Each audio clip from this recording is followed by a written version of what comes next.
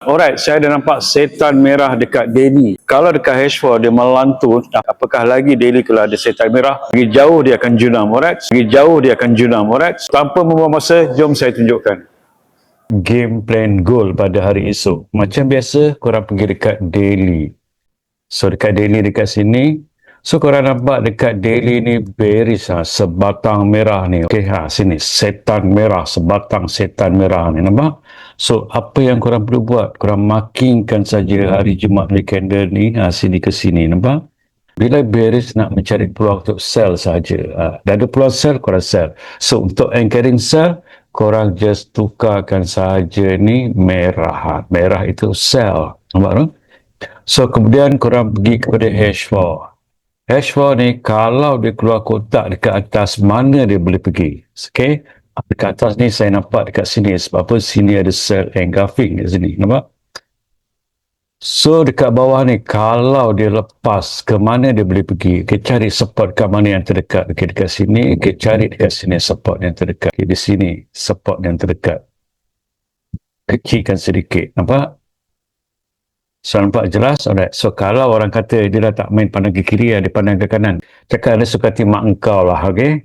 Cakap ada suka hati mak engkau lah, okay? So, korang pergi kepada 1 hour. So, 1 hour dekat sini, korang buatkan zone 1 hour. Dekat sini makinkan saja 1 hour dekat sini. Of course, tukarkan color. Suka hati korang nak color apa. Dekat sini, satu zone. Dekat sini satu zone dan juga dekat bawah sini buatkan satu zone. Okay. Right?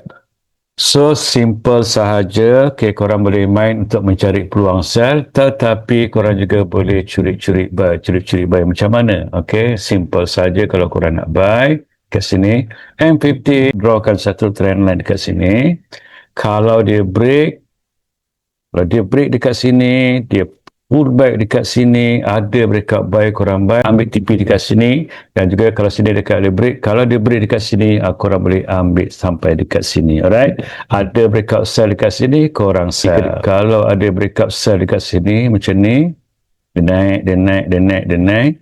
Ada breakout sell, korang sell. Tak ada breakout sell, korang jangan sell. Nampak dekat sini? Alright, dekat M15. Untuk entry macam biasa, korang boleh pergi kepada M5. Buat sini M5. Okay. Macam biasa, korang onkan indikator korang.